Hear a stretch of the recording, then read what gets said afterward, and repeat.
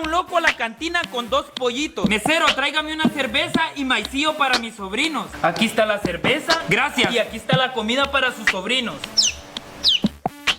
Mesero, tráigame otra cerveza y más comida para mis sobrinos. Aquí están las otras cervezas y también aquí está la comida para sus sobrinos.